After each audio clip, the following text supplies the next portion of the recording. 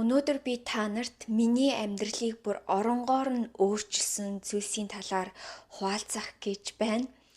Хэрвээ танд яг одоо бүх зүйлс шударга бус санагдаад та шалдаа буусан мэт санагдаж байх юм бол энэ бичлэг таныг яг зөв цагтаа олсон гэж бодож байна. Бидний амьдралд бүр үнэхээр шударга бус санагдсан зүйл биднэрт маш их тохиолддог тийм үү? Магадгүй те чиний найзууд чинь ч юм уу хэн нэгэн чиний насны хүн чинь аль хэдийн чиний хүссэн амьдралаар амьдарч ээж болно. Эсвэл те чи яаж ч хичээгээд байхад танай ажлын газрыг чинь дарах ч юм уу бусад хүмүүс чамд шудраг бус ханддаг ч юм уу. Яагаад танд эдгээр зүйлс тохиолдож байна вэ гэх юм бол таны амьдрал оронгоороо тэр чигээрээ өөрчлөгдөөд та дараагийн үе шат руу энергийн шилжилтийг хийх гэж байна гэсэн үг. Энэ энерги солилцоо хийхийн тулд хуучин энергиуд нь яваад та шин зүйлээр солих хэрэгтэй байдаг. Хүн хизээж хэцүү зүйлгүйгээр ямар нэгэн бэрхшээлгүйгээр өөрийгөө өөрчлөхийг хүсдэггүй. Хүнд ямар нэгэн зүйл тохиолж ээж л хүн би ингэж амьдрч чадахгүй байна. Би тэрэнд хин гэдгээ харуулна гэж ч юм уу тэгж байж өөрийгөө өөрчилж эхэлдэг.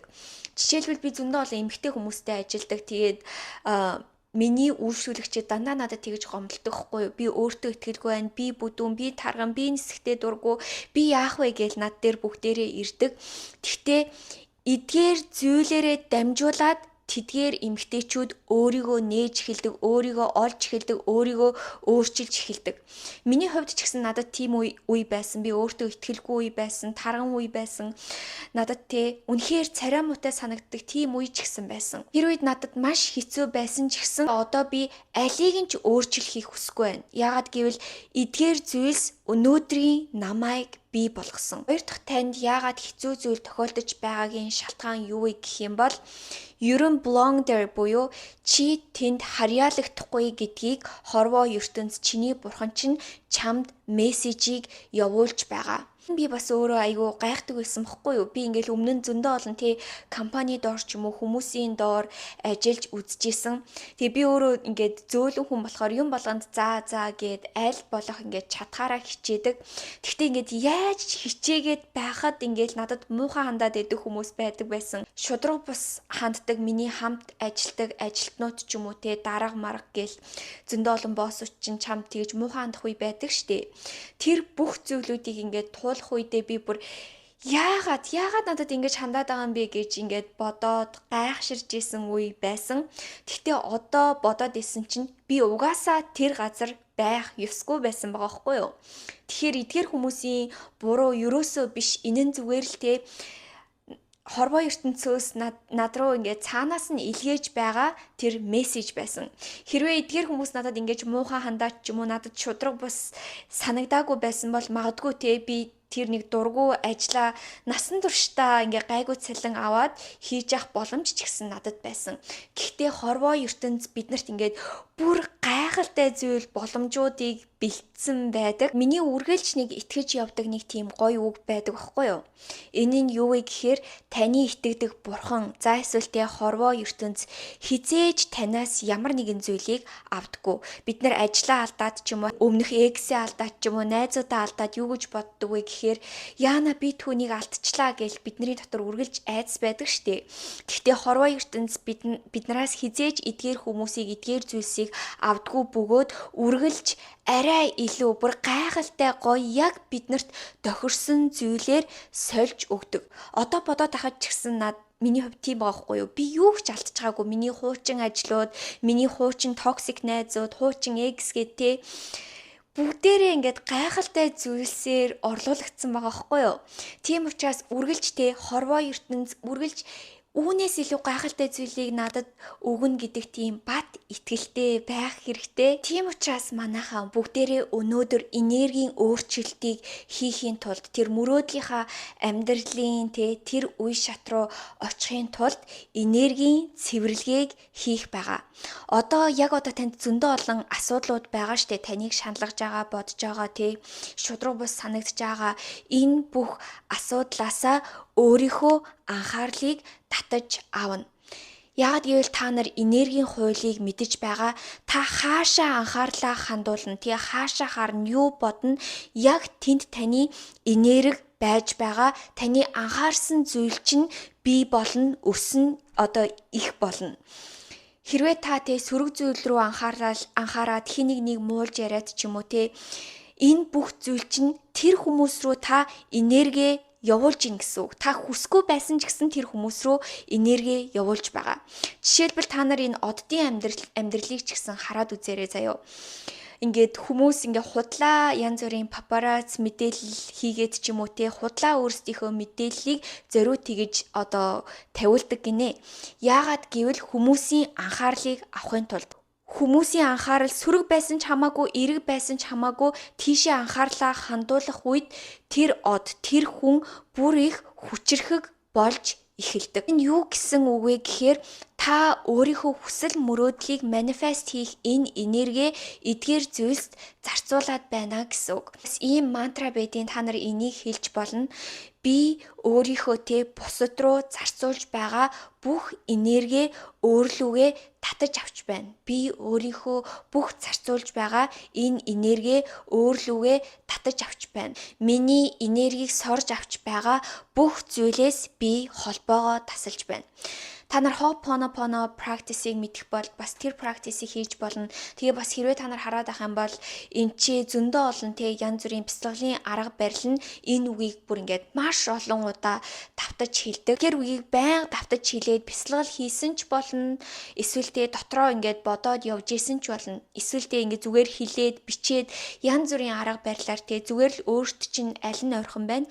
Энэ арга барилыг хэрэгжүүлээрэй. Харин та эдгээр энерги юунд зарцуулж болох вэ гэхээр жинхэнэ өөрийгөө бий болгохдоо зарцуулна. Магадгүй та хүсэл мөрөөдлөө ном бичгийг хүсэж байсан байж магадгүй, YouTube хийхийг хүсэж байсан байж магадгүй, хэдэн жил тэрийгэ хойшлуулсан байж магадгүй. Яг бүх анхаарлаа бүгдийн тийш нь төвлөрүүл, тэрийг л хийчих. Яг та өөр дээрээ ажиллаж эхлээд өөрийгөө бүтээж эхлэх үед энэ нь та бусдаас авч болох бүр хамгийн том өршөө авалт байх болно. Танд шудраг бус хандж исэн таныг тоогоогүй эдгээр бүх хүмүүс бүр танаас бүр уучлалт гуйхаасаа ч ичнэ. Дотроог нь бол тэр үед яана амар муухай хандж исэн, би уучлалт гуймаар байна. Одоо энэ охиныг хардаа гэл дотроо бодож исэн ч гэсэн тань дээр ирээд уучлалт гуйж чадахгүй. Ягаад гэвэл эдгээр хүмүүс бүр өөрөөсөө маш их бүр ичиж өөхөх тийм мэдрэмж төрөх болно. Дараагийн би та нарт бүр үнэхээр маш чухал зүйлийн талаар хуваалцъя заяа. Manifestation хийхэд тусалдаг энергийн талаарх ойлголт. Энэ нь юу вэ гэхээр энерги хөдөлгөөнд орж ээж биеждэг. Та нар магадгүй бодлын хүчний талаар маш их мэдэх байх. Яг бодол бүх зүйлийг биежүүлэх эхлэл болж өгдөг. Гэхдээ зөвхөн бодол байгаад хангалтгүй. Энерги хөдөлгөөнтэй байж ээж ямар нэгэн зүйлийг амьдрал дээр биежүүлдэг.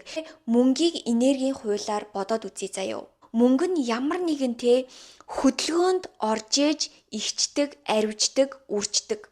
Тэгээ миний хувьд ч гэсэн надад нэг тийм асуудал байсан байхгүй юу? Би өмнө нь мөнгө үрхээс үргэлж айдаг байсан. Ягаад гэвэл багасаа чи мөнгө хамаагүй үрж болохгүй, маш их үрэх юм бол загнуулдаг ч юм уу тийм байсан болохоор би цаанаасаа маш их мөнгө үрхээс айдаг байсан. Гэхдээ та нар бодоод үзээрэй заяа. Мөнгө цуглуулаад ерөөсөө үрдэггүй хүмүүсийн мөнгө нь ерөөсөө арвиждаггүй. Ягаад гэвэл мөнгөний ханш унсаар л байдаг тийм үү. Гэтэл янз бүрийн мөнгөө ийшин тийшин зарцуулаад бизнес хийж байгаа, эсвэл янз бүрийн хөрөнгө оруулалт хийж байгаа эдгээр хүмүүс нь дундуур нь магадгүй бүтлгүүтэд мөнгө алдсан ч яж магадгүй. Гэхдээ эдгээр хүмүүс нь суралцаад мөнгөө илүү их өсгдөг, арвижуулдаг.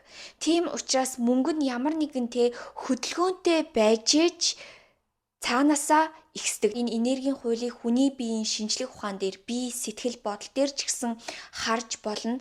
Та нар угаасаа мэдэх бах биднийг тойроод ийм энергийн аура ийм бүрхүүл байдаг тийм үү. Болгоны сэр нурууг дагаад энергийн цэгүүд байдаг бөгөөд бид нар чакра эсвэл та янз бүрийн бамбай булчирхай, нойр булчирхай гэд зөндөө олон ийм маш их ийм нэгдэл булчирхай энергийн цэгүүд байдгийг та нар маань мэдэх байх.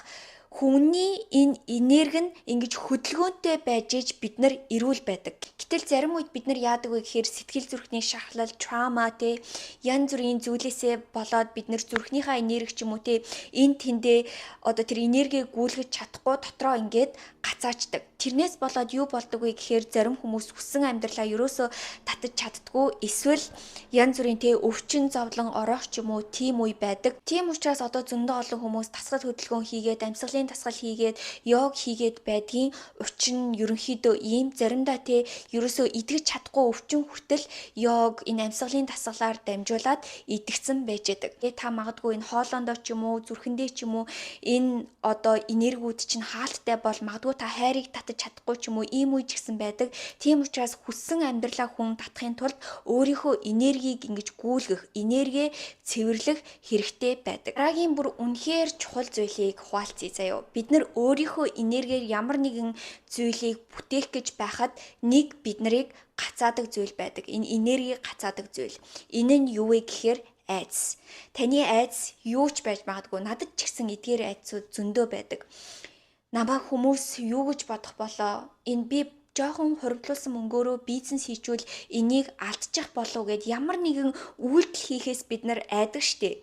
Та ямар нэгэн үйлдэл хийхгүй айж байна гэсэн үг нь та ямар ч хөдөлгөөнгөө гацаастай байна гэсэн үг. Таны энерги гацаастай байна гэсэн үг. Ямар нэгэн зүйлийг амьдралдаа бийжүүлээд манифест хийхин тулд та заавал үйлдэл хийх хэрэгтэй. Одоо айцаа даван туулах хэрэгтэй гэсэн үг хэвгүй юу? Угаасаа та магадгүй бүтлгүүтэж магадгүй ямар нэгэн зүйлтэй хэцүү зүйлс хүн болгонд тохиолдог, танд тохиолдож магадгүй. Гэхдээ та хизээж өсөж дэвшихгүй амьдралаа өөрчлөхгүй байхаас хамаагүй дээр танд алдах зүйл юу ч байхгүй. Та нэг бол тэр маш том амжилтанд хүрнэ, нэг бол та суралцна. Угаасаа хүн суралцжээж тэндээсээ улам илүү зүйлийг бүтээдэг. Бүр илүү том зүйлийг бүтээдэг. Тэгээ надад ч гэсэн бүр зөндөө олон айдас байсан байхгүй юу? Жишээлбэл би та нарт өмнө нь нөгөө дургуй ажиллаа хэлжсэн шүү дээ. Би тэр ажлыг алдхаасаа үнэхээр их айж исэн. Яагаад гэвэл яана би тэр төлбөрөө төлж чадахгүй бол яана, машина төлж чадахгүй бол яана гэд бодож исэн. Одоо бодоод байхад би тэр үед яагаад айгаад байснаа ерөөсөө ойлгохгүй байна. Яагаад гэвэл одоо миний олж байгаа мөнгө, надад ирж байгаа боломжууд бүр тэрнээс маш их. Тийм болохоор би танаас асуумаар байна. Та амьдралын айл тал дээр энэ энергийг гацааж байна. Магадгүй мөнгө санхүүний тал дээр байна уу? Эсвэл таны биеийн тал дээр байна уу? Эсвэл таны энэ сэтгэл зүй ч юм уу хүн ямар ч тал дээрээ гацсан байж болно. Амьдрал дээр бүх зүйлс энерги бөгөөд эдгээр зүйлс нь хөдөлгөөнд орж ээж та өөрийнхөө хүссэн амьдралыг бий болгож чадна, бүтээж чадна. Миний хувьд ч гэсэн би суралцаад явж байгаа зөндөө олон зүйлийг би амьдралдаа манифест хийж чадсан, өчөө олон зүйл над руу ирж байгаа гэдгийг ч мэдэж байгаа бөгөөд би зүгээр над руу ирнэ гэд бодохгүйгээр үргэлж ямар нэгэн үйлдэлийг үүнийхээ төлөө хийсээр л байдаг. Тэгээд та нар ч гэсэн миний амьдрал яаж өөрчлөгдөж байгааг харж байгаа гэж бодож ин жишээлбэл миний хийж байгаа бизнес, миний хийж байгаа YouTube гээд тэгээд таны хувьд ч гэсэн яг эдгээр зүйлс өөрчлөгдөх гээд тэгээд танд энэ хэцүү зүйлс тохиолдоод байна гэсэн үг. Бүх зүйл огцон байх шаардлагагүй. Та зүгээр л багаар эхэлж болно. Магадгүй баг зэрэг эрүүл хооллоо ч юм уу нэг өдөр болгоо нэг жоохон бие хөдөлгөөд тасгал хөдөлгөөн хийгээд ч юм уу. Тэгээ миний хувьд ч гэсэн би яг өөртөө анхаарч хэлснээс хойш миний ер нь карьер бүх зүйл ингээд цаашаага эхэлж исэн баггүй юу? Тийм болохоор таны хувьд ч гэсэн яг адилхан байна гэж бодож байна. Ялангуяа эмэгтэй хүний хувьд үргэлж одоо өөрийгөө хайрлахаас бүх зүйл надад эхэлдэг юм шиг санагддаг. Тэгээ хэрвээ та үнэхээр өөрийгөө өөрчлөе гэж бодож байх юм бол миний сургалтанд бас сууж болно. Тэгээд би тасгал хөдөлгөөн хийгээд дээрэс нь шинжлэх ухаан дээр суурилсан хоол зүйн талаар хуваалцдаг байгаа. Тэгээд бас manifestation талаар ч гэсэн хуваалцаад явдаг. Тэгээ сургалт маань улам илүү өргөжсөөр л байгаа. Би өөрөө суралцаад туршлага хуримтлуулах тусам ингээд нөгөө сургалтын маань агуулга бүр илүү ихсээд гүн болоод яваад байгаа. Тэгэд өнөөдрийн бичлэгийг үзсэн та нартаа үнэхээр их баярлалаа. Хамгийн сүүлд нь гэвэл өөрийнхөө зарцуулж байгаа бүх энергийг өөрлөгөө татаж аваад хамгийн гайхалтай амьдралаа бүтээгээрэй. Тэгэд энэ амьдралаа ч гэсэн хэрвээ та надтай бүтээгээд миний YouTube-ыг үзээд миний сургалтанд суугаад надтай хамт байвал би бүр үнэхээр аз жаргалтай байх болно. Тэгээ танд хамгийн сайн сайхны хүсье. Бас таны амьдрал яаж өөрчлөгдөж байгааг надтай заавал хуваалцаарай. Дараагийн бичлэгээр дахиад уулзлаа. Түр баяртай.